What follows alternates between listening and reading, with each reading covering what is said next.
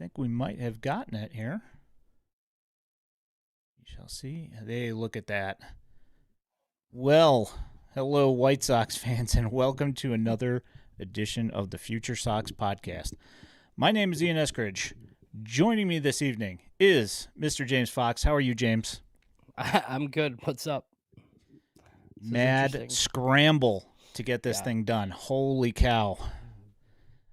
So just so you guys know, before we really get into this whole thing here, apparently our streaming service just decided to stop working tonight and would not initialize and put a video up on the screen. So I have no idea what the heck happened, but here we are. We are here for a night of Future Sox podcast. Yeah. That's Here the we first are. first EV Mux issue, I think, right? Yeah, first one we've ever had, and that was pretty wild. So here we are. We see you in the chat. Thanks for hopping in, guys. Sorry we're late. All right, James. Well, the White Sox managed to go to Baltimore and get their butts kicked. I mean, they didn't really lose by a whole lot. I mean, it was pretty close games for the most part, but it was pretty sad happenings in general. Yeah, they like rarely lose by a whole lot. I mean, it's like more watchable, but it's just like boring generally because they like when you just have a bad offense. Ugh, it's just like terrible to watch. Yeah, I mean, you lose by a run or two every day. I mean, I imagine that's got to wear on you, and hopefully we'll see them at least at some point start putting some runs across the board again because it's been a pretty sad last week for the most part. Well, and as positive as the Miguel Vargas story has been, like he struggled for a few days and they haven't done anything. It's basically just, like what Mike Talkman's been great, and it just like doesn't really matter because they only have like one or two guys that hit ever. Yeah, I mean, it's when you're relying on one guy or very timely hitting, and most of the team can't really hit all that well. I don't know. You're gonna struggle pretty hard. Yeah, I mean offense costs money. I mean it's just kind of one of those things. Yeah. Um. So I mean, there's not really. I mean, with the actual White Sox club in the last week, um, one fun thing to talk about. How about that Kobe Mayo play at first base over there yesterday? Yeah, I know, hilarious. Like I just and that dude's been up like three times for what a couple of weeks at a time and hasn't really hit. I mean, that's a guy that they refused to trade for like a big name pitcher ever, and he might be good if you gave him like 1,000 at bats or something, but it just like doesn't seem like they have any interest in giving him like extended run, but they also don't have any interest in trading him, which man, that's just like questionable decision making by that front office. Yeah, it's been pretty rough. I mean, the just the entire holding on of prospects, and then when you finally try and bring them up and they don't pop right away, it's which I understand that they're pushing pretty hard because they're supposed to be really good, but when you watch them play, you realize why they're losing because it's all sorts of like little mistakes that they're making here and there that are just compiling, and then they're just not hitting as well as they were hoping that they would. No, no. And I don't know what happened. Like Adley Rutschman was supposed to be like a superstar and he's not. Yeah, he's been on the struggle bus. At least they've got Jackson Holiday up, and he's at least hitting like a semi-productive major leaguer, which is something that he couldn't say last year when they brought him up early. Yeah, no, he looks like he's going to be pretty good. They just have like a ton of high picks, but a lot of them play corners, like they're first baseman. So, and they definitely didn't have enough pitching. I mean, that's like a real contender that came into the year with Tomoyuki Sugano, uh, what like the who went today? The I don't even remember. 41-year-old Charlie Morton, Oh yeah, Charlie you Morton. know, Yeah. and then they had Kyle Gibson who they've like already cut. I just like that. That's like not good enough. Yeah. I mean, it's what we said right from the beginning that they were doing themselves a disservice by not going out and acquiring pitching. So, I mean, Yeah, this I mean is they couldn't trade for Garrett Crochet and extend him. I think they could have. I just like it doesn't make any sense. yeah, could I mean, you would think anyway.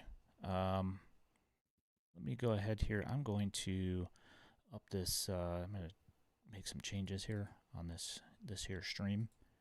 Try and get these warnings to go away. We'll see what happens. I don't know. This is a real interesting interesting stream that we're having here. A setup, the weird setup here. Yeah, it's like Bizarro stream. Yeah, I mean, it kind of looks exactly the same. It's just a little. I mean, you get some of the nice bells and whistles with this program, but it's not as simple. I can't bring up chat windows and all that stuff. So, um, bear with us on that part. Hopefully, by next week, everything will be back up and running correctly. Gosh, I hope so. Yeah, so I misspoke on my tweet earlier today, and I said that you had already released your mock draft. You Oh have yeah, it's not not. released It's your mock no, draft. but I could still talk about it for Yeah, those so who are listening. let's go ahead and do that because I see that there's some college talk in the chat here. Hey Trey, how you doing? So I've been paying attention to the tournament that's been going on. Yeah. But I haven't. I've kind of spaced on prospects this year, just because like we're at 10. I know that we're gonna get somebody pretty decent. There's gonna be some talent there at 10. I just don't know what like what exactly I should be looking at here coming to the White Sox at 10. Yeah, and I think like there's been a bunch of mocks and guys like Kylie McDaniel have said that like there are like some in the industry that think that there's like what 10 players. Not that those are the only 10 players, but that there's kind of like a consensus 10. So maybe the White Sox are in the spot where they just like take the guy that's left, right? But we have no idea if they actually agree or if they think there's 12 or 13 guys, right? And I think if you wanted to say, hey, these are the top 10 guys, just take the guy that's left. I mean, that sounds fine, but they'd have to be willing to take pitching. And I don't know.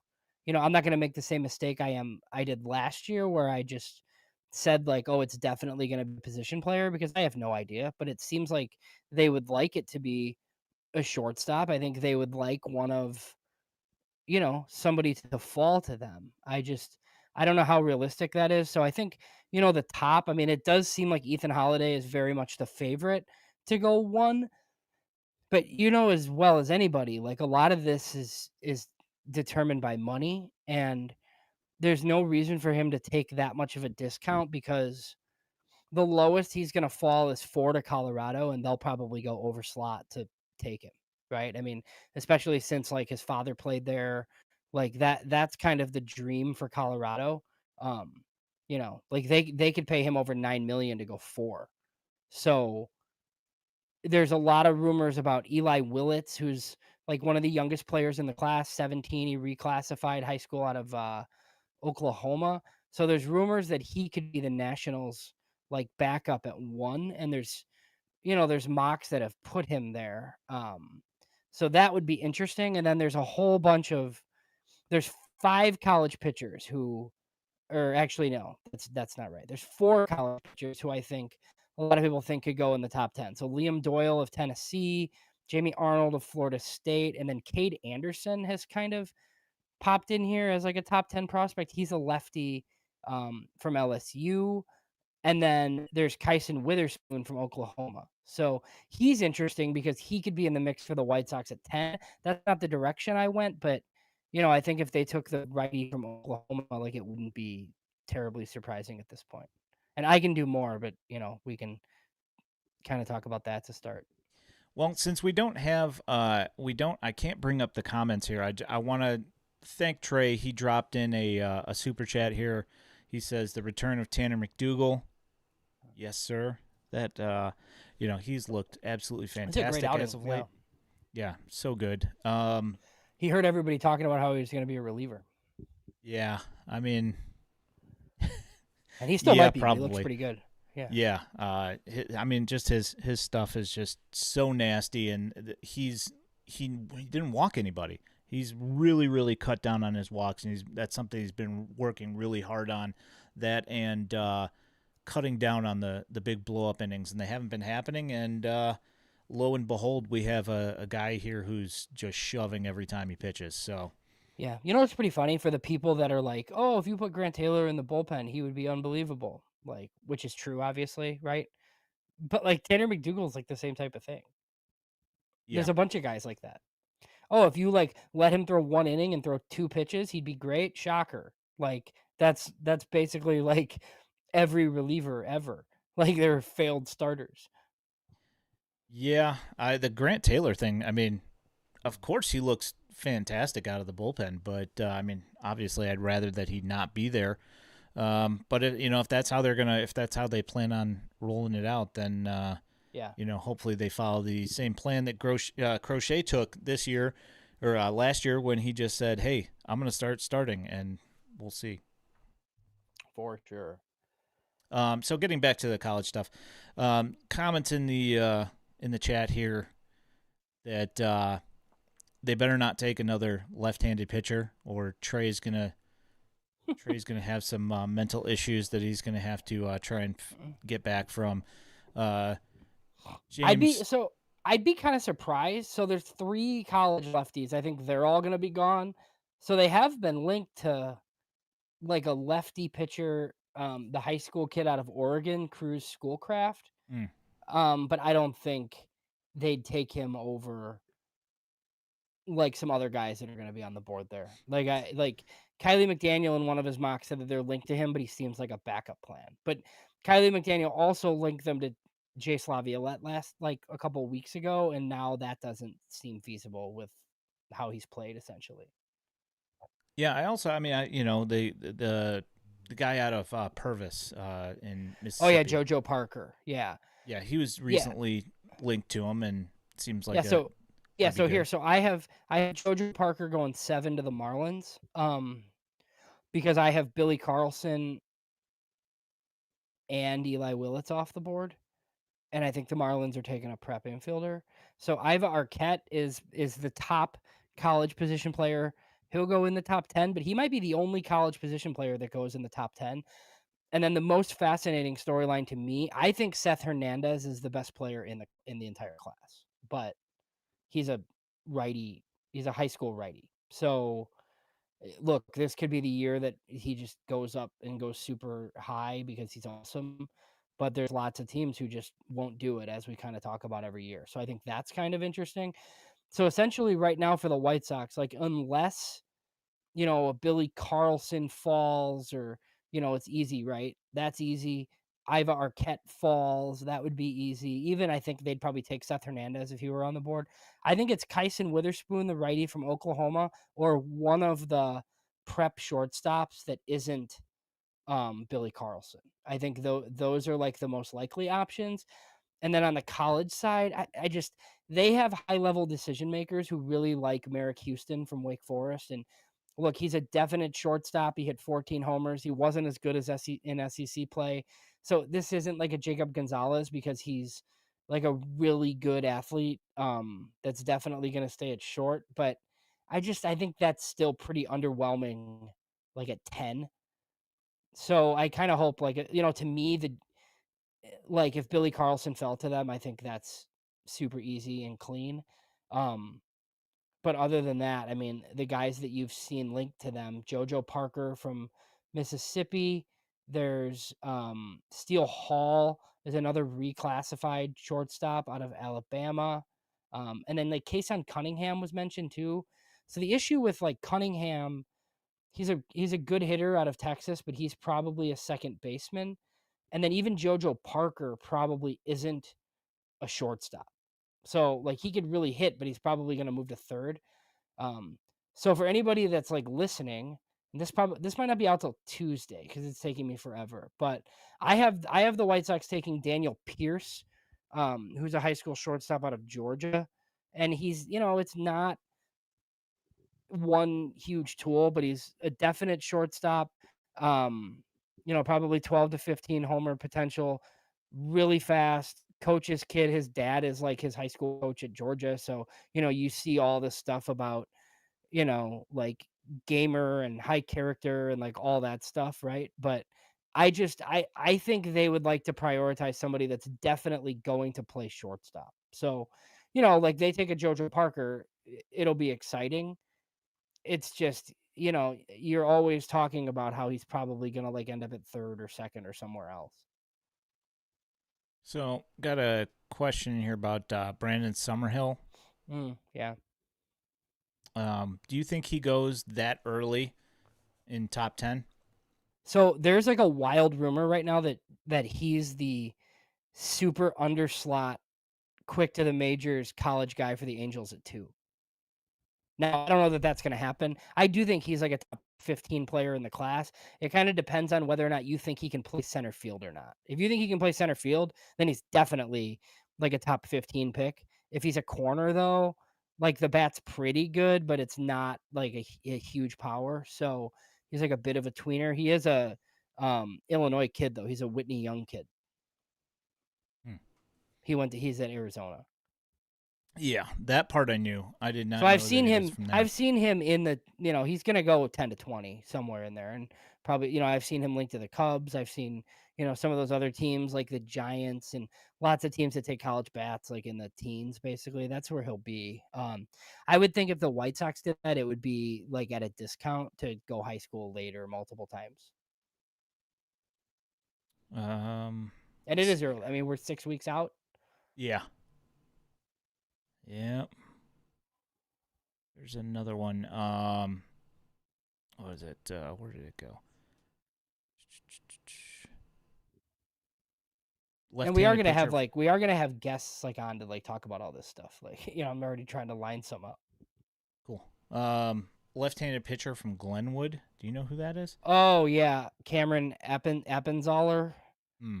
Oh, He's okay. I've from heard the name. Chatham Glenwood. Yeah, he's actually, I don't know that he's like falling, but he hasn't had like a great spring.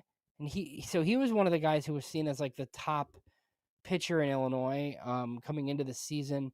So the Sox know him well. He was on their area codes team. He's number 49 at Pipeline right now. Um so 6'6", 180-pound lefty. So I think the issue is that he's a Tennessee commit, and at this point, like unless he gets paid like a ton, like it probably makes more sense for him to go to Tennessee. So I would think he would need like $3 million or so, and I don't know. Maybe somebody does that.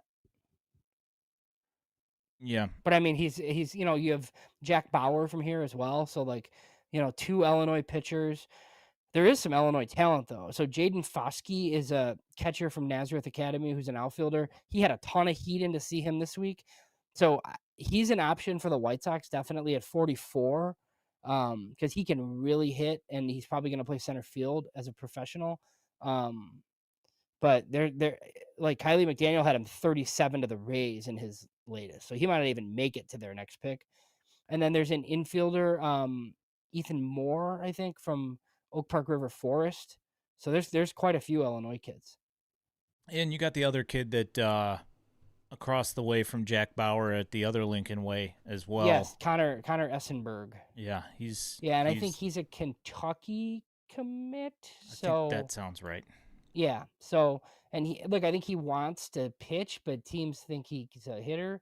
Um, Yeah, I mean, look, the White Sox are always all over local guys. I think they'd love to take multiple prep guys. I do know that like with the asking price of some of the college guys, like asking prices aren't firm at this point, but like when these guys are just like able to transfer and get a little bit of money to go somewhere else, like they become more expensive. Like you can't just in the third round, you got guys asking for more money than they should be. That maybe puts high school guys back in play because there's a lot of colleges who, you know, they'll just go get a guy out of the portal, like instead of a high school kid, right? So then maybe a high school kid's more likely to take $900,000 and turn pro instead of going to college and sitting, and then finally getting to play potentially.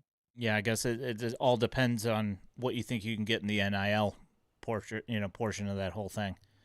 Yeah, I mean Tyler Bell last year from Lincoln Way East, right? He got drafted by the Rays. He didn't sign. The rumor is that the Rays offered, I don't know what they offered, but something like 1.6, 1.7, something like that. And I think he was getting 700,000 or something to go to Kentucky.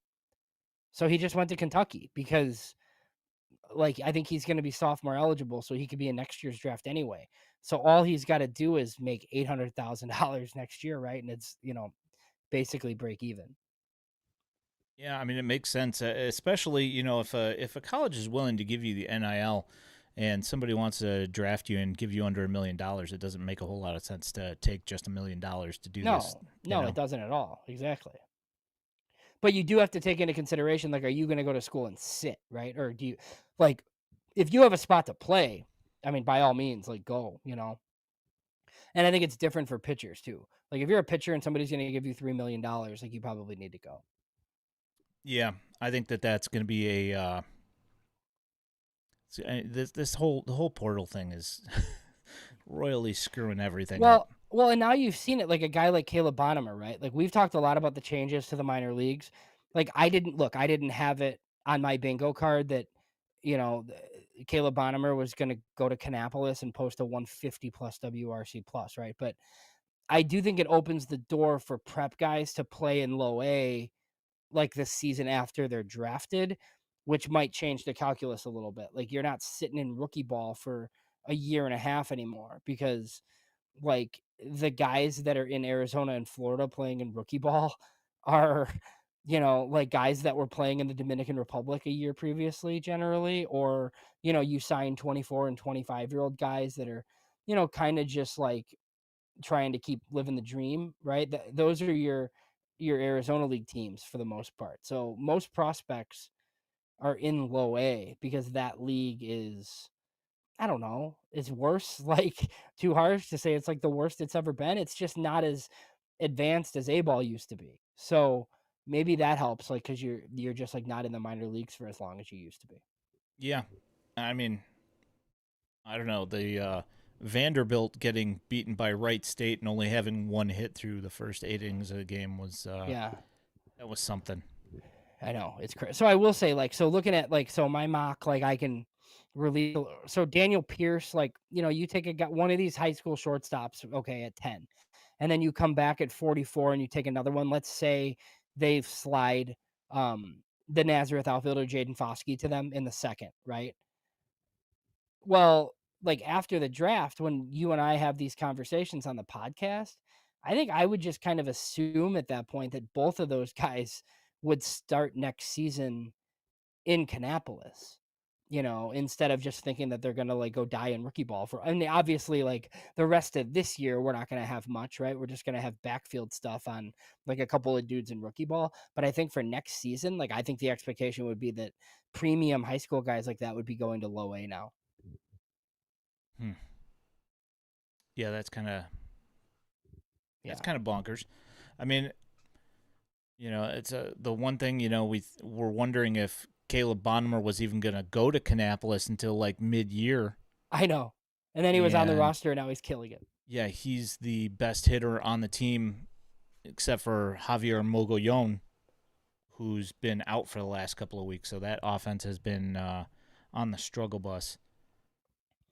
So what do you think about like, so I do think that like getting a college player to line up with their current core like makes some sense, but you also can't just like reach for a guy just to do that, especially with what they did a couple years. You know what like if you love Merrick Houston and you think he's athletic and he's definitely going to stay at short and you think there's like 20 home run power, like okay, like I understand that, but you have to be right. It's the same thing with a Summerhill or like if you can, so their slot is like 6.2 million, I think, at 10.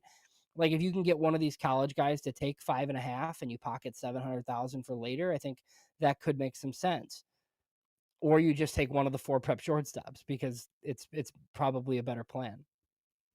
Yeah, well, I mean, I know. So my issue comes here is that when you're talking about prep hitters, is that you're taking a gamble that they're going to continue to develop as a hitter. And I mean, as we've seen, Bonnemer has done it, Connor Griffin's done it, Bryce Rayner's done it, but then you see guys like Arjun Namala, who was taken high a few years ago, and he fell on his face for like a full year, and he's finally starting to kind of get his luster back after falling off the top 100s in some places.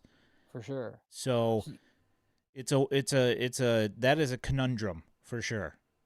But you also don't want to take, and this is gonna sound like harsh, right? But like Braden Shoemake was a first round pick after being a college shortstop defender type guy. He's Like your guy.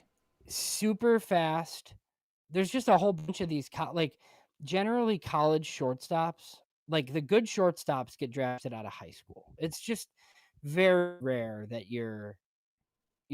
these college shortstops like go to the league and they're like great, because it's just not that common. Like they usually go pro prior to that.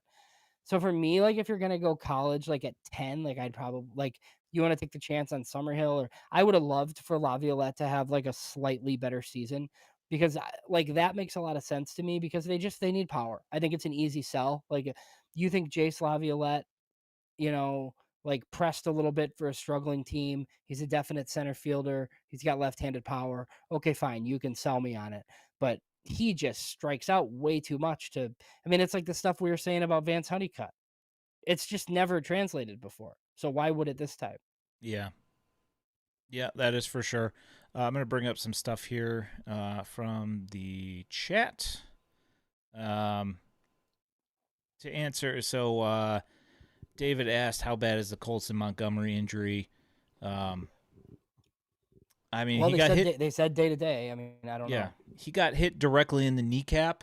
That hurts a lot, and that's going to take a few days to come back. I mean, he did walk off on his, under his own Yeah. power. It just And he we'd was know. limping. I mean, you'd know the next day if it was like a broken kneecap or something, he'd be done, but Yeah. it's not. So I think he's okay. He's just got to come back and prove that his success for like a week wasn't a blip. And then I think, the White Sox would love to finish the year with him in Chicago. Yeah, I mean, if he can manage to continue to hold on to that 150 WRC plus that he was sporting for a couple of weeks there, then absolutely, only makes sense. There's also some tears being shed over Miles Bailey, which Oh my God. I know. Like, I just like don't think that was ever possible, because I think he was always going to school. But like, I mean, maybe like the relationship can benefit them. yeah, I mean, let's hope. I mean, I don't know that what we got to wait until after next season. Yeah. And I don't know for sure that he is one of these sophomore eligible guys. Like, I don't know when his birthday was. I'd have to like look and study and find out. But yeah, like at the earliest, he's a 2026 out of Florida State. Yeah, Is he playing first base or outfield for them? I thought it was third base. Okay. Yeah, I was pretty positive he was playing third base. You know that Speaking of, one of the yeah, do you know that like one of the high school kids in this class that's like really rising is like one of the Delman Young's kid, I think, or no kidding. Dimitri Young's kid here. Quentin Young is the 30th ranked prospect in the class at MLB Pipeline. He's 6'5", 215. Huh. So he's the nephew of Dimitri and Delman Young. That's crazy. So he's His gonna initial throw a bat at an umpire. Yeah. So he was also supposed to be in 2026 and reclassified to join this year's group. But he's had a whole bunch of wood bat success, a whole bunch of power, obviously, 60 power, 60 arm. So yeah, he's gonna go pretty early too. Hmm. Interesting.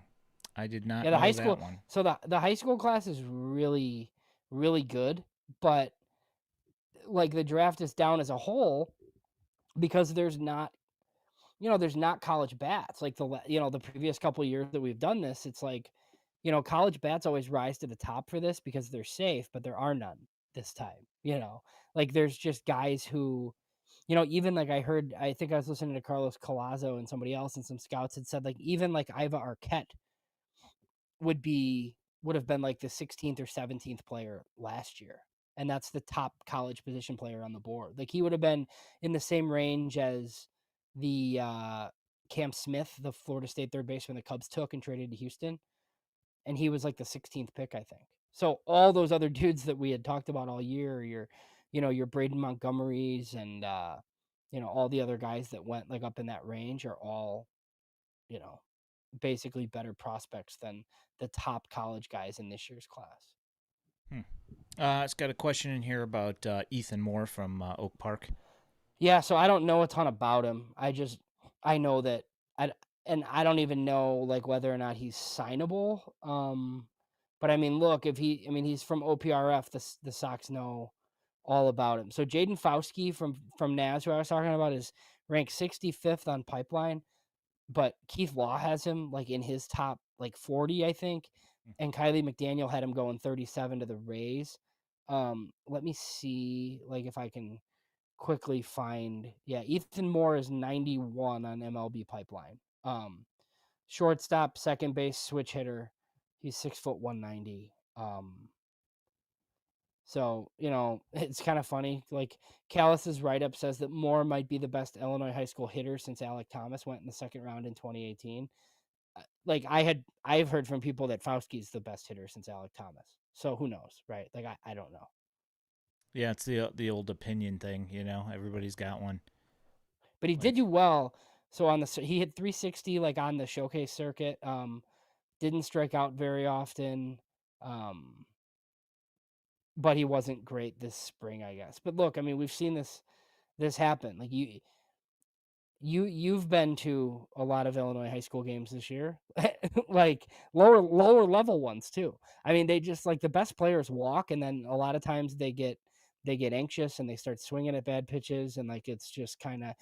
I mean, I heard like Caleb Bonnemer's spring in Michigan last year was just like stupid because he knows like he's the one on the team that's like trying to drive in runs, right? So it's like, oh, why is he swinging at these outside pitches?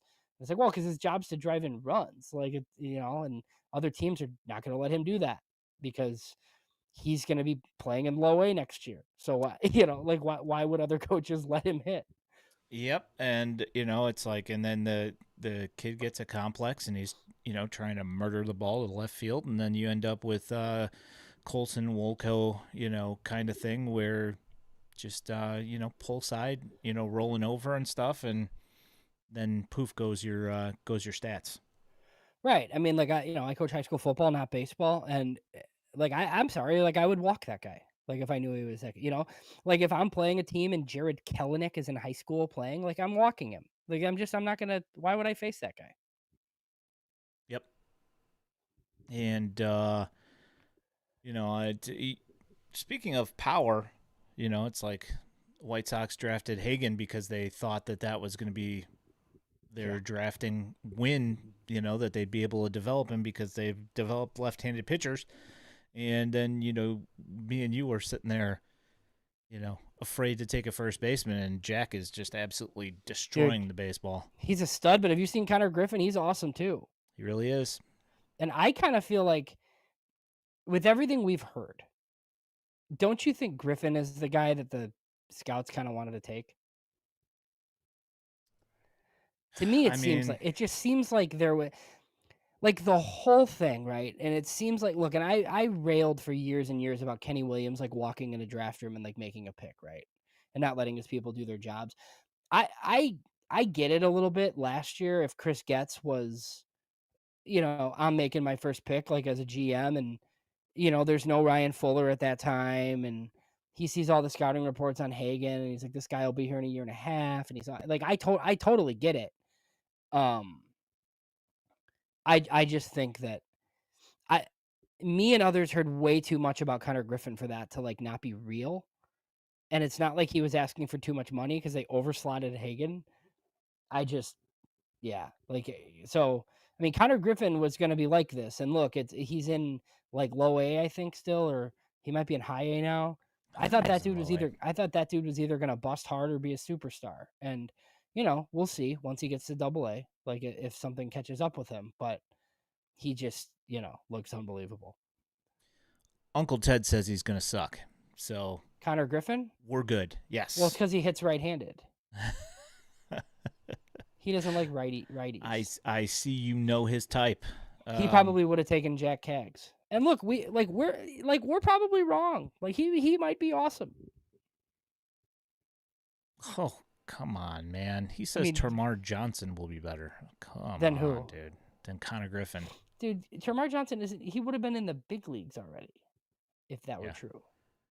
He said, yeah, of course I would take Jack. The Pirates like hitting development has been rough. Yeah. Like it's probably gonna get that GM fired because their pitching dev is awesome. And yeah, I mean you have Paul Skeens, like he would have been awesome no matter That what, right? helps. But yeah, but you have like all these other success stories. You took Henry Davis with the number 1 pick. They just like have no position players. Yeah. It's tough. I mean, we know what that's like, you know. We know exactly what that's like. So what do you think about, and I know it's like 6 weeks out and we have like if you get to 10 and like the clear best player on the board is one of these college pitchers, like do you take them? Like I don't I'm just going to like throw my hands up and be like, "Okay, well, here's another awesome pitcher that can't miss," and then their mechanics are off and they're getting biomechanic work and not pitching.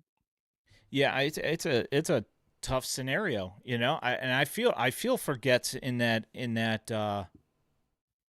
way because, you know, if he had taken Jack and Jack was striking out at a 40% clip because he's chasing everything, which I mean he's not now, but had he come to the White Sox, Right. you know, and I'm not Yeah. even saying that the White Sox development team couldn't have done the same thing that the Royals development team has done with him, or that they even did anything with him and he might just do this anyway. But just because as a White Sox fan, I know how this story goes, that he's going to come here to the White Sox and he's going to strike out 40% of the time, and then Hagen is going to be somewhere else and he's going to be Yeah. striking out 8-9 guys a game. St. Louis Even probably. Yeah. even if he gets injured, they're still going to say you drafted this K machine, and over at the other team, the guy that we were talking about drafting, now he's striking everybody out. Our GM sucks. I mean, like you literally cannot win that scenario at all. I mean, it's impossible. So same thing, you know? So I mean picking 10, right? So like Liam Doyle, the lefty from Tennessee, Jamie Arnold, lefty from Florida State, Cade Anderson, the lefty from LSU. Those guys are all going to be gone. Like they're just college starters, quick to the big leagues. Like they're going to be gone. Obviously, like Ethan Holiday is like a lock to be gone. And I think Eli Willits, the other shortstop from the high Your school guy. shortstop, is gone. Yeah, I mean, I pegged him months ago. Like I didn't know that he'd be in the 1-1 conversation. I just kind of like super young dudes with bloodlines who play shortstop. I mean, it wasn't really that hard, but yeah. So like that's like 5 guys that are basically going to be off the board, and I'd be pretty surprised if Ava Arquette were on the board. So that's 6. Seth Hernandez, I'd be excited about. So I mean, really, like what we're talking about here is like if there are like 10 of these guys who, because even like I think if it's Billy Carlson, we're fine with it. If it's Seth Hernandez, you're fine with it. So you really just need one surprise somewhere. You need somebody to have an underslot surprise, like an Ike Irish, the catcher out of Auburn, or Brendan Summerhill, or whatever. Like somebody who's in the top 10, then I think you just like take the player that's left. Yeah, I mean, if the Angels do what they do, Right, exactly. you know, I mean, it's going to be some guy that's a junior in college, but he's hitting like 350, and they think that he can move straight into their batting order within the next 2 months. You know. And Miami's non-traditional. At 7, that could be a high school guy who is like ranked in the teens or the 20s. They did that last year. Where they took a guy that was kind of surprising. So yeah, I mean, I think like Billy Carlson's an easy sell. Even JoJo Parker, isn't a shortstop, but that's an easy one, right? It's a premium. It's like Bob Bummer, basically. But a guy with a much better track record and a left-handed bat. I think the issue arises if Kyson Witherspoon, the righty from Oklahoma, is like the clear top player on the board. Like, what are you doing? You know, like I don't know. I think they'd still like to go bat. James Hesterman says, sorry, it's Laviolette or Summerhill. So I don't know. We'll see. Well, I mean, yeah. I mean, if like fine. Like I'd like to see visits. You know, who gets linked to them like later on in the process. But I mean, they know both those guys very, very well. Yeah. So let's go ahead and shift gears here. I just want to get this one out of the way quick because it shouldn't be super long. The DSL is starting up this week. You're going to be dropping a piece on the website about it, but let's just go ahead and do like a quick thing, and then we can move on to the trade stuff and the minor league stuff because we are running 40 minutes right now, so I don't want to be on for an hour and 45 minutes. So no, definitely not. Yeah, so the DSL preview is actually up on the website now. So is it? Okay. Yeah, and it's a lot of, it's mostly guys from this year's class who they just signed. We don't know a ton about any of them, obviously. I mean, we had a conversation with Ben Badler that I've linked to in that piece. Alejandro Cruz of Cuba, the 18-year-old third baseman. He's their biggest prospect there. Eduardo Herrera, they signed for $1.8 million last year out of Venezuela, was supposed to have this like premium power potential, and he was dreadful. So he's repeating. There's 3 or 4 guys that are repeating, but the rest of the team is pretty much from this this signing class. I'm curious to get stats on Orlando Patino. That's the guy who they stole from the Dodgers like after all the rookie Sasaki madness. So, he's an outfielder that's interesting. A couple of interesting infielders. And then on the pitching side, they have Yobel Rodriguez, who's a 17-year-old Cuban. So that's interesting for anybody. Baseball America subscribers. Supposedly Monday, Ben Badler has all the international reviews up and like a extensive DSL preview. Alrighty then. Yeah, I mean, I don't have much to say on the DSL. I never really do because, I know the names and what the write-ups say. But until I see them play, You like loud tools are good, right? It's why like Patino. We were excited about Yorker Fajardo last year because it's like that many strikeouts down there is like something homers, Ks, everybody down there walks. So it's like guys have like 22% walk rates, but because the pitching's horrendous. So yeah, it's just kind of. So I mean, like, look, Alejandro Cruz, if he's as good and polished as like he should be as an 18-year-old that's coming over from Cuba, like, he should be pretty good in the DSL. Yeah. So I am looking. I just because we were talking about it, I figured I would take a look at Yoiker Fajardo's numbers. Is he in low A? No, he is just in the FCL. Okay. And I'm looking at so he's pitched 4 times. He has started all 4 times. He has 13 innings. He has a .69 ERA and a 0.85 WHIP. Yeah, I think he's probably going to be pretty good. He's just really far away. Yeah. And I do think, like, I understand what they were doing, like, with Cam Booser. Like, I think his FIP is way better than his. I mean, he's just given up some bombs, but I mean, I think they're going to be able to trade Cam Booser and get something decent. Because he throws hard and he throws left-handed.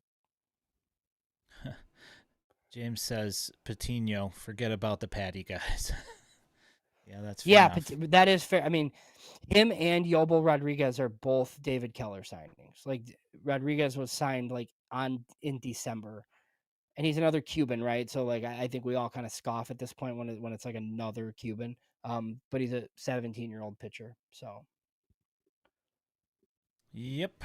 All right. So let's move on to the major league trade deadline stuff. That's obviously we're way far off from the deadline, but Mark Feinsand did put a report up about Davis Martin being a possible trade piece for the White Sox coming up towards the trade deadline here. Your thoughts on Davis getting moved? I mean, we've been talking about it for literally like 6 months at this point. Yeah, I mean, I think he might be their biggest trade piece. And I do think like they're not going to give him away. It's 4 years of control. I mean, he's 28, so he's very likely not going to be like a huge factor on their next good team, which is the reason why you do it. But I'm not doing it unless I get like two pretty good prospects and another guy. It's 4 years of control of a number four. I mean, even if like Davis Martin kind of settles in as this and he's like a number four starter, he's like a 3.7 ERA type guy, who can pitch like a 2 occasionally. I mean, that's like, don't you think the Cubs would like to have a guy like that, like right now? Like, I mean, there's like a ton of teams that would love to have A guy who 4 years, throws 4 years of 97 Davis and Martin. misses bats. Yeah. Yeah, like 4 years of Davis Martin. Like the K totals aren't there, but there's always teams who think that they can, tinker. So I would not be. I mean, I think the White Sox would love to move him because that means you're getting like three young guys like into your system. And look, I think they kind of think between Cannon and Mason Adams and Thorpe and their whole pile of guys, like they can figure out a 4 or 5 in their rotation. So yeah, I think does he go with Booser somewhere? I think Mike Talkman and he's a rental, right? So like what do you get for Mike Talkman? Like a similar return that you got for Tanner Banks last year, like Bergola, like a Bergoya type, probably for Mike Talkman, but like Mike Talkman can help somebody. Yeah, I'm trying to. I'm looking it up really quick because somebody did mention that he's got. Does have something. Let's see here. I mean, he's only signed through this year. He's ARB 3 for next year. Who? Mike Talkman. Oh, so he does have another year technically. Yeah. Yeah, I mean Yeah, so they he's could so somebody could tender him so I at mean that 33. so Okay, interesting. that is an extra year that you could possibly keep him around for a decent amount of money. Yeah, that's Um, helpful actually. So that he was non-tendered and then signed to a 1-year deal. But yeah, he still that stays. So he's still ARB eligible essentially. Interesting. So somebody could get like a second year out of him. yeah, I mean I don't again he's you're talking about that pinch hitter off the bench that gives you quality at bats, and you Yeah. can Kegs just got called up, um, which Yeah, is my bet. interesting. So last week I bet Cags to win American League Rookie of the Year because he's 60-1. That's a good bet. Yeah, That's it's a so really good bet. stupid. I was like, what are we doing here, guys? Like, Yeah, that's I worth. mean, he's not anymore, but he was at the time. Yeah, I mean that's worth. I mean If that's that worth dude comes putting up and money hits on. 25 bombs, Oh yeah, he's he's yeah he's winning it. yeah. There's not anybody right now that I you're. think the favorite is the shortstop in Oakland. Yeah, not Eric Young. What is it? Yeah, Young though, right? Or no, he was the sixth pick a couple years ago out of Grand Canyon. I forget what his I know name who you. is, Yeah, but but yeah, Jacob no, Wilson. good, That's what it is. good, yeah, good player. Yeah, no, yeah, But he's just a singles not merchant. gonna hit 20. Not gonna and look, dude, I'm sorry, but like sex appeal, right? Like everybody loves big power hitting mashers. Like that's what if it'll matter. Like if the Royals like get back into this race because Jack Cagliano just hits tanks, um, he'll win Rookie of the Year. Yeah, yeah. Wilson's got 7 home runs, but I mean, let's you That's know, interesting. That's good. I mean, yeah, that's good people thought for. he had like 30 power. I mean, That's good for it's what looking he like a does. pretty good pick. But if Yeah, Jack comes up and hits 25 to 30 home runs, there's just I don't yeah, care what Wilson does. It's just not going to matter. yeah. So I've been like, so this is like back to like the White Sox potential trade targets. So I've been like earlier in this year, I was like kind of mean to someone that's like in their bullpen. Um, Brandon Isert's good. He's got. I mean, I Like think his it's so look at if you look at his numbers on Fangraphs, right? So if you're like one of these data teams and you're like, ooh, like this guy's young and left-handed with like control, like his expected stats are awesome. I mean, yeah, like we've watched him like blow some games, so it's like this guy. But it's the same thing with Booser, right? Like if that's like the third lefty out of a contender's bullpen, the guy's great. But the Yeah, White Sox no, are for like sure. pitching everybody in high leverage. Yeah, that's the issue. Is that if you bring him in with like a 4-run lead, you're gonna leave with probably a 3-run lead or whatever. Um, just to fill guys who are popping in right now. We do not have access to chat. I see your chat, but I can't bring your chat up. But we see that you are saying stuff down there, so I'm reading them. I'll get to Thanks, them when I guys. can. Yes. You know how that goes. Server issues, blah blah. Yeah, that was weird tonight. Like, I don't know. Not fun. That Never really happened. that 20 minutes of anxiety trying to get the Yeah. thing up and running. What a Yeah, nightmare. we're not that important. It's okay. So Isert has a 4.88 ERA with a 3.02 expected ERA, and his xFIP is 3.34. But the big thing is it's 11 Ks per nine, and he's only walking 2.25 per nine. So he's been pretty solid. Yeah, it's one of those things where the everything's under a magnifying glass right now for the White Sox, and literally any run that a pitcher gives up is like you're staring up a mountain because this team just Yeah. does not score runs. So Yeah, the WHIP is 1.42. That's I mean that's not not great, good. but Yeah, yeah. too many base hits. But if you give up 2 singles, it's not the end of the world. But you obviously want the number to be lower than that. So And he has 2 minor league options and 5 years of contract control. yeah, that's worth having. And I So mean, so that's where people shouldn't be surprised if like on trade deadline day, like you get a prospect for Cam Booser and Brandon Isard. People are going to be like, "What?" It's like, well, I mean, you look at these teams' bullpens.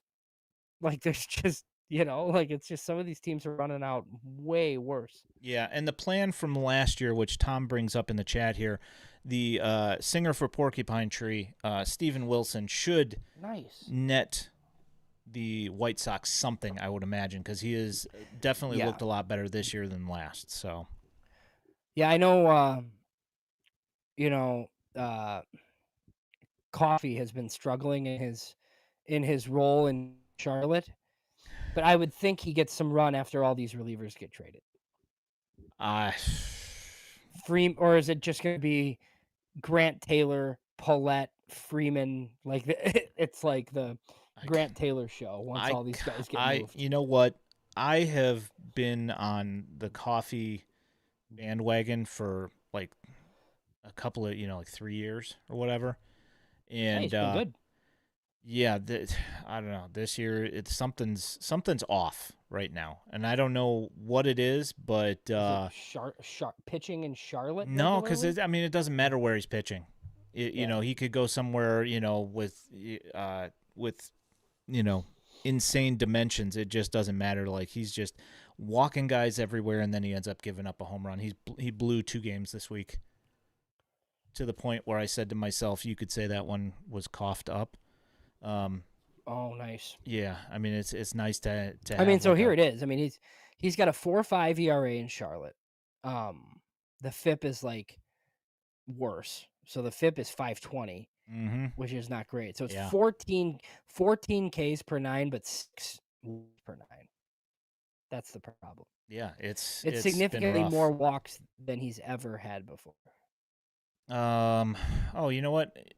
Baseball asks if any updates on Michael Turner. I have not. You know what? I didn't ask him. I should message him and find out what happened. I kind of have an idea though that he probably like split a fingernail in half or something.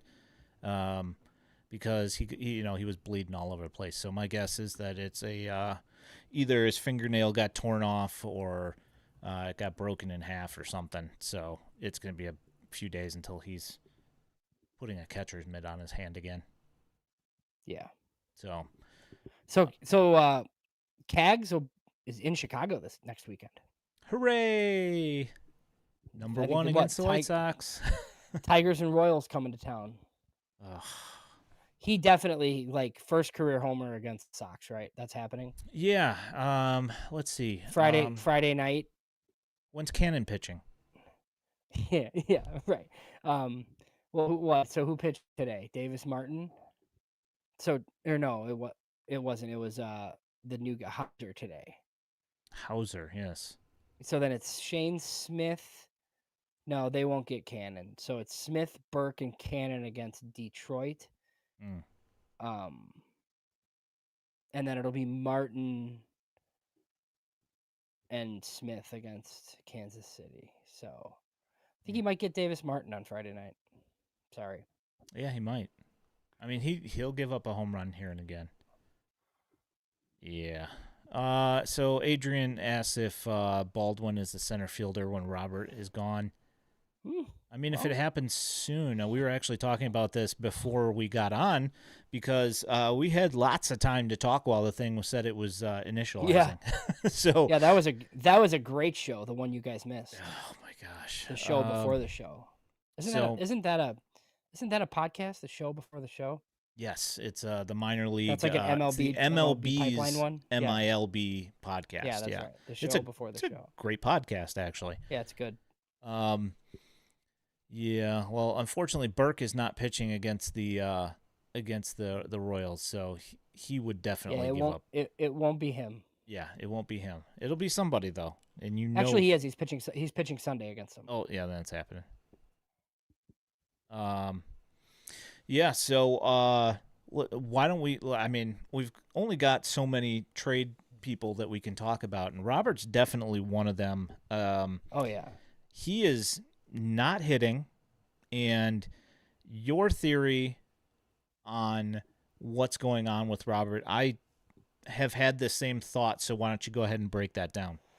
Yeah, I just think he's broken, and I think the White Sox kind of broke him. And I think it's very easy for us to sit back and be like, you should preach what I think the White Sox are preaching, and it's smart, right? I think like some guys have gotten better playing this way where they're looking at data and heat zones and all this stuff, right? And walk rates are up and like they're swinging in zone. They're just not very good, right? But I think like Robert has done things his way for a long time. And I do think while his like walk rate is up, like he watched strike 3 today. Like cause I don't think he can play baseball this way. And I think they kind of like messed with him because they thought that this might be the way to maximize him, like his career, right? Like if he takes to it, then yeah, sure. Like he would be a superstar. But like you need him to hit to trade him. Like and it's like not working because I feel like he's whatever it is, like the passive approach that he's taking comes with like a higher walk rate, but we don't see the 3-week stretches of him just like murdering people. That has like not happened. Yeah. Yeah, that makes sense to me. And I think they'll still be able to trade him. It's just we're not going to be happy with the return. Like I don't see any way they pick up a $20 million option. So this will be like what can you get for him in July, and we're all just disappointed that like it came to this. But I mean, I've seen like they can't send him down. Like I've had questions about like whether they could do what they did with Vaughn, like or Montgomery. Like no, they can't do that. Like he's a big league player. Yeah, and we also had to talk about the fact that like you couldn't have traded him beforehand when Getz first became the GM, just because he would have gotten killed for it. But people probably would have been happier at this point than they would have been watching him struggle somewhere else, I guess. But I mean, yes, in hindsight, I bet Chris Getz wishes he took a bad deal for him at the 2023 winter meetings. I think that's so far-fetched right now. Like I think people are like misremembering this situation. Chris Getz becomes GM in September or whatever it was, right? Luis Roberts coming off his best season. We all literally thought like this dude just arrived. The White Sox have a superstar. Like, oh my God, he hired Scott Boras. We probably can't keep him long term, but like when we trade this dude, we're gonna get so much. So like he had 4 years of control in the winter of 2023. What do you think you're realistically getting for him? Pretty good package, probably. Multiple top 100 guys, yep. Another top 10, and interesting. Like, do you get the Garrett Crochet return? Maybe. But I could argue that that's not enough of 4 years of Luis Robert coming off a 5-6 WAR season. So, people are gonna be like, "What are you doing, Chris Gatz, like, trading the" so, like, I think it made sense to wait because I didn't think he was gonna go in the tank like this. So, obviously, it hasn't worked out. It was a bad I guess it was the wrong decision, but I don't think it's as easy as just being like, "That should have traded him right away when he was good." Like, that doesn't make any sense to me. That's, like, total, like, in hindsight. Yeah. I mean, there's a comment in the chat says I just don't think he wants to be here, and I mean Well, that I don't think he does either, but, like, he's gotta play better to be gone. exactly, and I think that he's pushing to try and do that, but then he's also trying to be mindful of what he was working on with the staff, and it's just not working out well.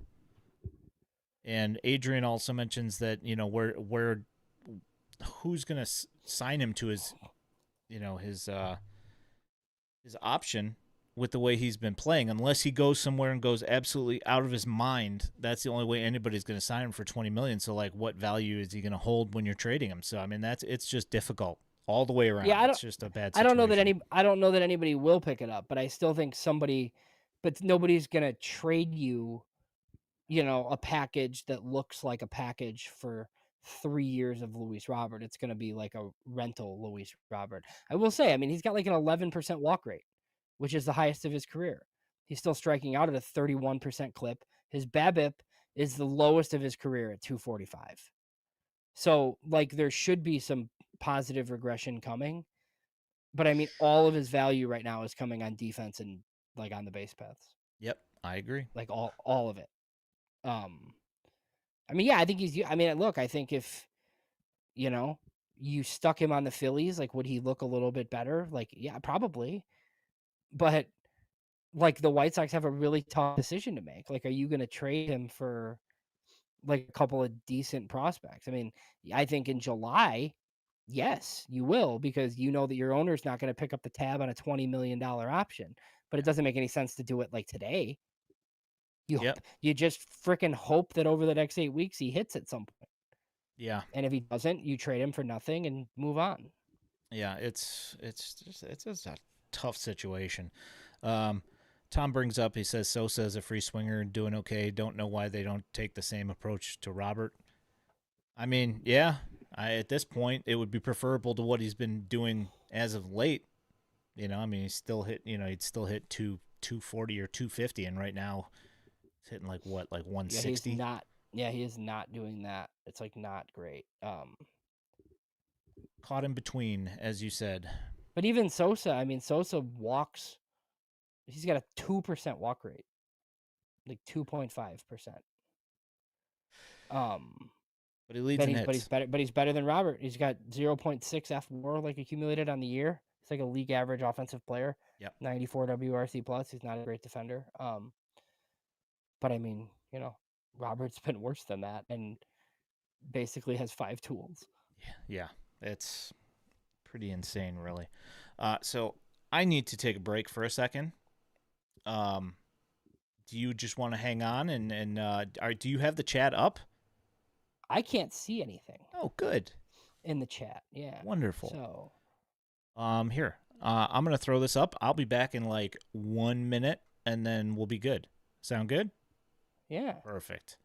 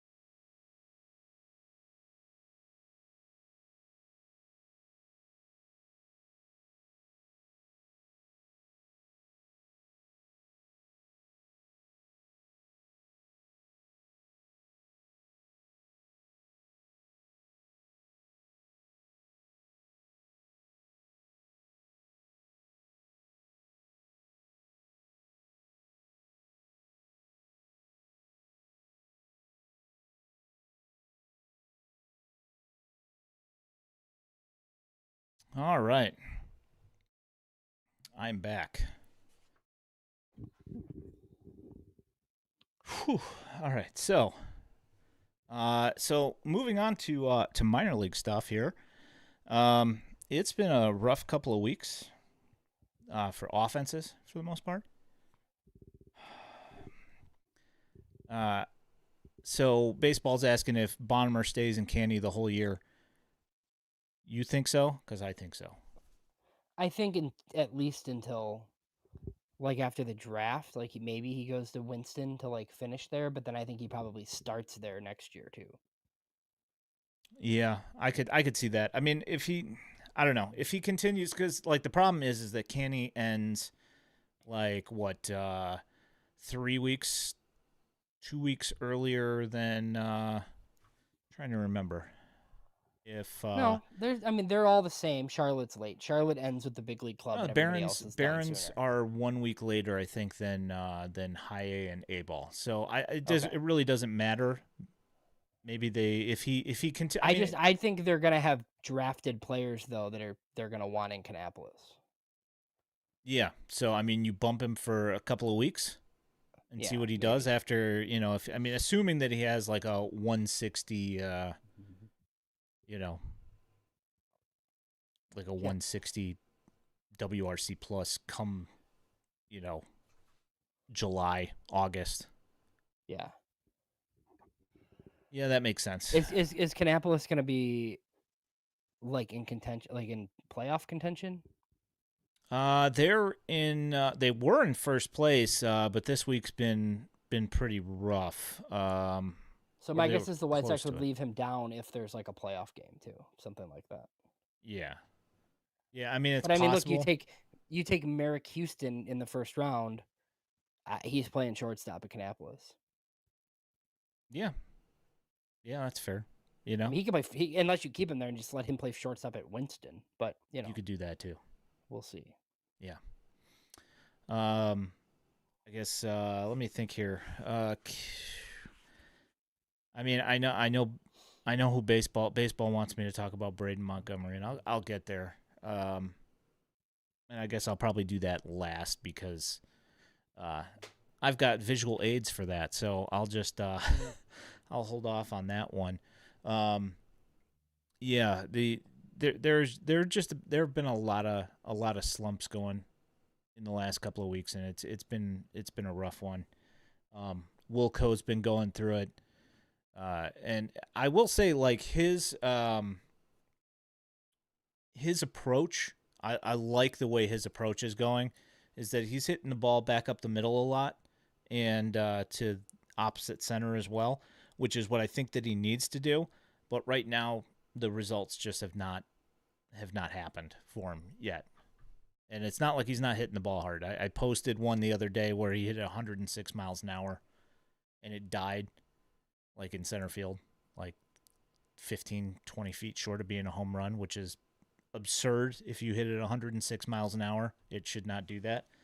But, like he's just having some bad luck, and there's no easy answer for that. When he does hit the ball hard, he's hitting it right at people, and it's just not going well. So I don't know.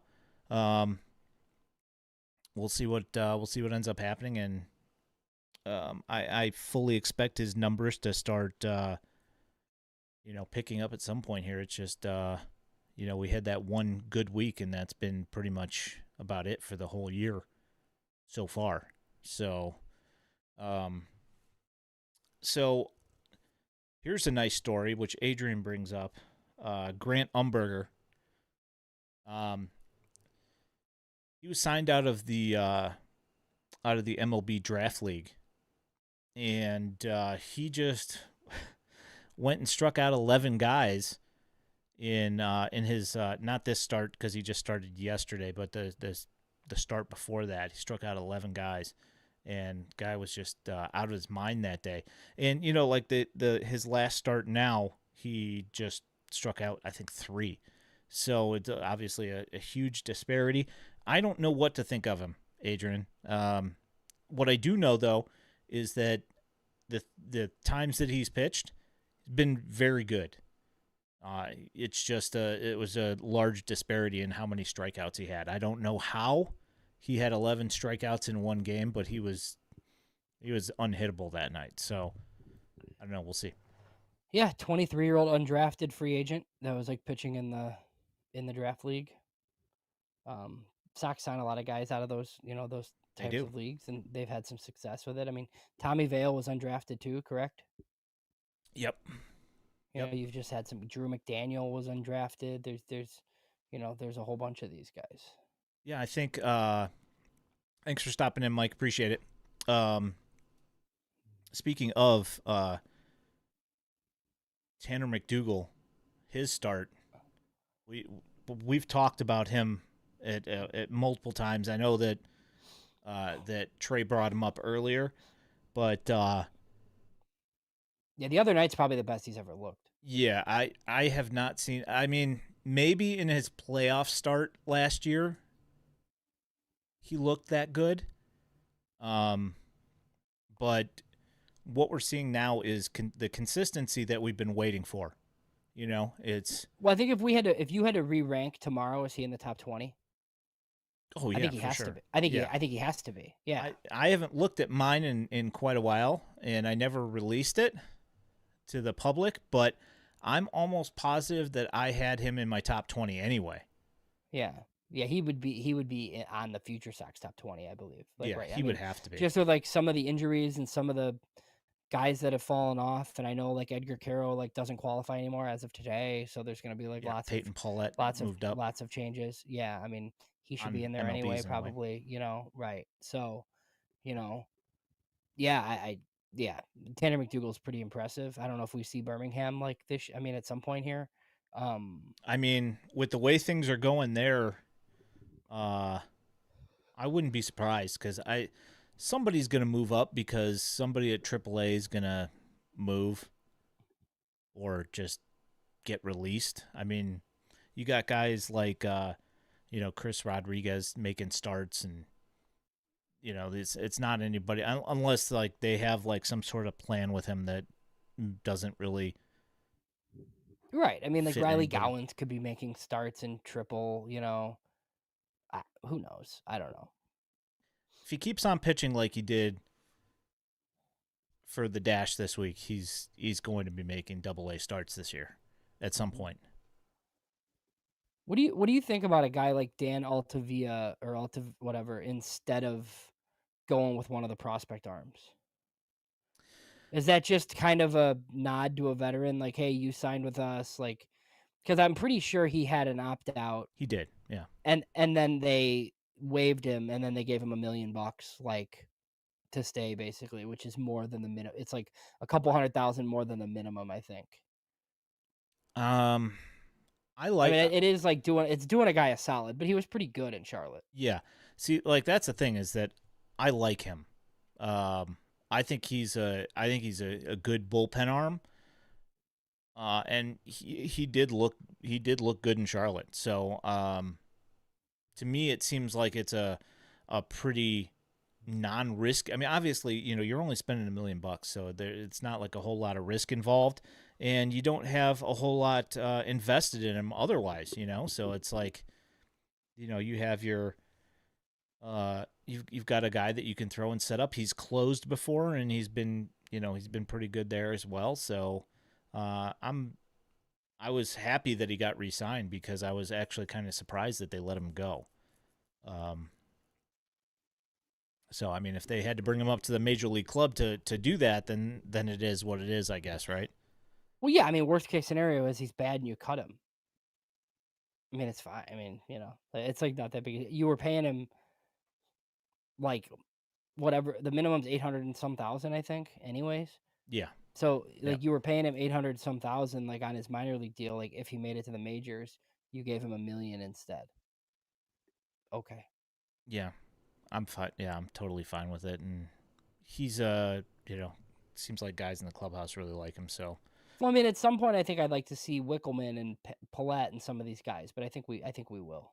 I think that time's coming. yeah. And Tom mentions as well that he could be moved at the deadline. You know, Possibly.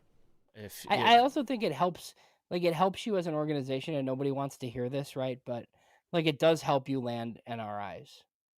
Like when you've shown that, like, hey, you perform for us, like we'll give you a little bit of a bump and give you the opportunity in the majors. Yep. Yeah, no, for sure. I think that if there is one subset of Major League Baseball players that knows that they can sign a place, it would be with Oh the yeah, White Sox. yeah. Non-roster invites love the White Sox. Yeah. Yeah. Speaking Think of, about the guy. Think about the guys that the White Sox have cut. They're all like done. It's like oh over yeah, for them. yeah. Speaking of guys that are done, Josh Harrison just hung him up.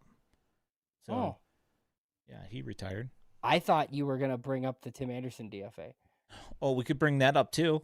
You brought it Oh, up, and I'm fine with that. Yeah. TAs. I'm not surprised. I mean, like I hear these radio hosts all over the city that like talk about this like fall from grace, and it's like, look, man, like as soon as this guy like lost the ability to hit consistently, like he's not a major leaguer because his defense isn't that good, and he doesn't walk. So, like it's just these super high batting average players. Like when they don't hit for super high batting averages are kind of useless.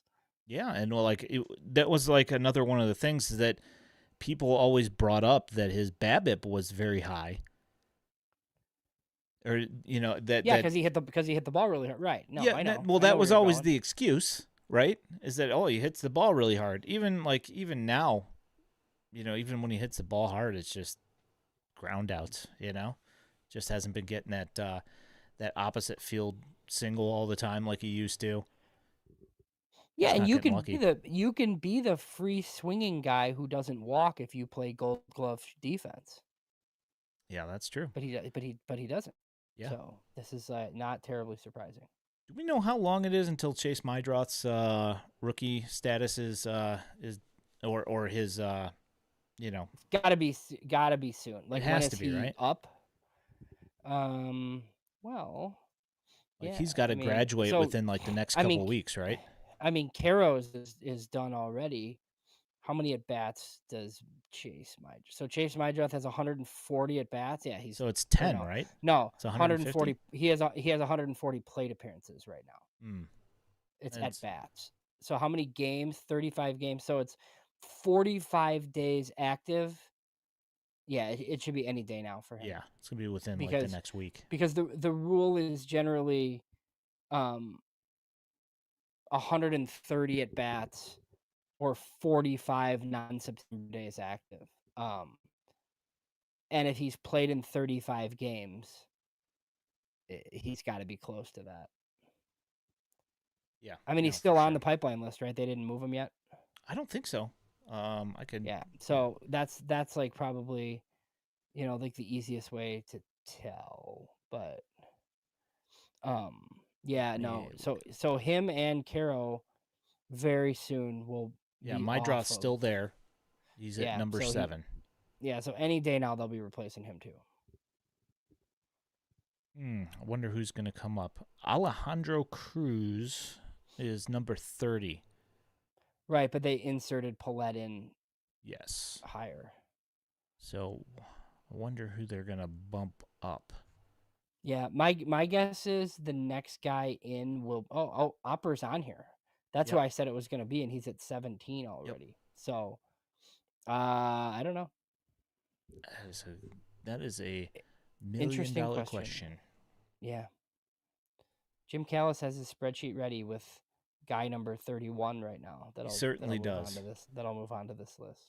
Yeah, unless collectively they decide, oh, this guy looks really good, like Matthias Lacombe. They're like, oh, look at him in Arizona. Yeah, that would be my move probably. I Just could based see off that. data. Yeah. So I mean we're cruising at 100 an hour and 20 here. So do you just we can be done whenever. Yeah. yeah? Are Let's people go still ahead watching? and What's that? Are people still watching? Yeah, there's 40 people intently? watching. So I Wow. mean, might as well bring up this Yeah. this Thanks, Braden guys. Montgomery thing here. Yeah, thanks for sticking with us tonight, guys. It's been a rough one. We appreciate it. They have Mogollon on too, so Yep. it won't be him. As well they should. As well they Oh, should. oh yeah. I think we left him off. Like, what a bunch of morons we are. Well, we brought him up last year, though. I know, 40% K rate in Arizona. Like, I couldn't Yeah. justify it. Yeah, I mean, with all the guys that got brought in, it made it hard. But the thing is, like, I think we fully acknowledge, like, if he stops striking out that much, like, he's a real prospect. Yeah, no, for sure.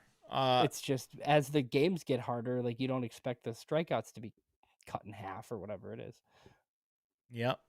So we had this conversation about Winston-Salem, about how I said that they were going to be fun. And then they moved Galaney, they moved Caden Connor up to Birmingham, and the only thing that was saving it at one point was that they brought up Braden Montgomery from Kannapolis, and he was tearing the cover off the ball for the first couple of weeks. Well, it appears that, as will happen as a guy goes up through a system, people find your holes in your swings. And there has been a hole found in Braden Montgomery's swing. And this is something that I've been worried about since I saw his left-hand swing. Even regardless when he was murdering the baseball, I looked at his swing and I said, that doesn't look right. And if you watch his left-handed swing, he is he opens up the front of his body, his hip and his front shoulder both are wide open, and he's selling out for power on the inside corner. So I'm going to go ahead and bring up what my thoughts on what his hot zones are. And this is going to take a minute because I didn't build the scenes beforehand because, well, we weren't planning on using this streaming platform tonight. So, give me 1 second.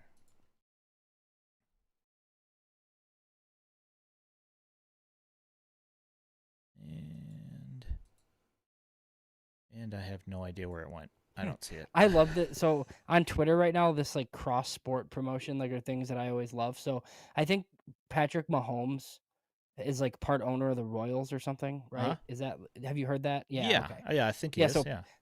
so the pass and tweet about Jack Cags, Patrick Mahomes like quote tweeted it with that like it's happening gif from The Office. Oh, yeah. Like, yeah, I think that's awesome. That like Patrick Mahomes is like the best quarterback any of us have ever seen, and he's excited for Jack Caglio. Well, I Like, mean, I just like think it's hilarious yeah. because chicks dig the long ball. That's why. They do. And he's a chick. And, All right, so and, I got it. And I dudes, found it. yeah. I found it. All right, so here is my thoughts on what Braden's heat zones look like when he's hitting left-handed. As you can see, in the center of the red, there is a dark red spot. And if you watch his swing, when he gets a pitch there, he absolutely murders it. If it is not in that zone, you could possibly be looking at a base hit, but you could also possibly be looking at, just a line drive somewhere, whatever. But because he's opening his shoulder and his hip, the entire top of the zone and the entire outside, basically like, and I was actually being like pretty nice here, on the height and the outside pitches. He's not hitting anything up high, and he's not hitting anything outside. It's just he's whiffing. That's why you're seeing a strikeout rate go up. Like this is like, I told James before that if I'm tweeting about somebody and I'm tweeting about somebody's mechanics, it's a problem. And it's definitely a problem. He's swinging under pitches that are high, and he's way out in front of, and just missing everything on the outside part of the plate. And it's something that needs to be addressed. And I hope that at some point that Ryan Fuller or the guy that's I can't remember who the hitting coach in Winston-Salem is right off the top of my head. I know that when I hear it, I'll go, "Oh yeah, that's him." Um, but yeah, Well, Rickon went to Charlotte, right? So yeah, it's not him. yeah. I'm not. Yeah, no, it's definitely a problem, and it needs to be addressed. Hopefully hopefully they get to it and get it sorted out, because it's definitely something that needs to be sorted out. Obviously, it wasn't a problem in Kannapolis, and he's going to be seeing right-handed pitching and hitting left-handed way more than he ever hits right-handed. And baseball asked about his right-handed swing. His right-handed swing is definitely his coverage is better, but his left-handed power is prodigious. It's good. He hits the ball really, really hard left-handed. The problem being, though, is that if it's only in one particular spot, Yeah. better hope that they throw it there. Most scouts had issues with the right-handed swing. It was it was like interesting. Yeah, this is the thing. Like I said, I've been noticing this for weeks. So I'm actually pretty shocked it took that long to figure it out, and that they didn't do it in A-ball. But you know how that Maybe goes. maybe he's gonna go for Arizona biomechanics work. Could be. I don't know. I mean, When are you expecting Hagen this week, or ever again? or ever again. I mean, let's hope so. Yeah. I'm hoping his arm didn't fall off while he was gone. Just leprosy or something. My God. Yeah. Yeah, it's like a MASH unit. Rest in peace, Hot Lips. Yeah, it's a MASH unit. I think we've been on too long. Yes. Yeah, it's yeah. I don't know. I'm hoping that he comes back here in the near future, because they said his soreness was gone. Mm-hmm. But the problem is that they need to sort out the reason for the soreness, which is biomechanical, because at least I'm not a professional here. That's true. He was. I mean, I don't know anything about pitching, and he was flying way open. Like yeah. I can see him. Like Yeah, that's going to put extra added stress on your shoulder and on your elbow. So let's hope that this stuff all gets sorted out and things start looking on the up and up. Because I mean, I will be frank. There are outliers here that I am impressed with, but overall as a product, I was expecting more. I'll just say Hagen? That. Just from the entire minor league system. Oh yeah, me too. I was expecting a lot more from the offenses. I was expecting more from the pitching. I mean, granted, you've got, a bunch of guys that are injured, but, like as a whole, I thought, I was expecting more. I was expecting a little bit more performance and better performances. And it's just, it is what it is. And, like I still support all the guys and whatever, but I mean, this year's been a lot more difficult than I thought it was going to be. So, that's fair. So, thank you everybody for hopping on tonight on this absolutely strange trip that we've been on tonight with our servers for our. Let me hope that this. Of course, it just dropped right over your face. It's fine. Yeah, no, it didn't end up affecting anything. But yeah, thanks for hopping on, guys. Thanks for hopping in the chat. You guys are, as every week, you guys are awesome. We appreciate you guys. Thanks for driving this whole thing. Even though we can't bring up comments on the screen for whatever reason, hopefully figure out the issue with this whole thing and it just works next week. Let's hope. You good, James? All good, man. All right, I'm going to walk us out. You have been watching / listening to the FutureSox podcast. If you are listening to this in podcast form, know that you can find us every Sunday night at 8 p.m. on YouTube or the Purple app, which we are not on tonight, but you know how that goes. You can also find this podcast along with all of our written content at FutureSox.net, including James' mock draft, which will be dropping shortly, and also his DSL preview, which is already there. If you are looking for White Sox prospect highlights, you can find them on X at FutureSox and now also here on our YouTube channel.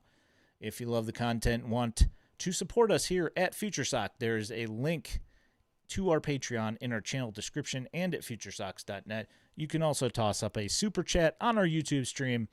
Also, don't forget to like this stream and subscribe with notifications so you know when we're going live while helping us in the World Wide Web algorithms.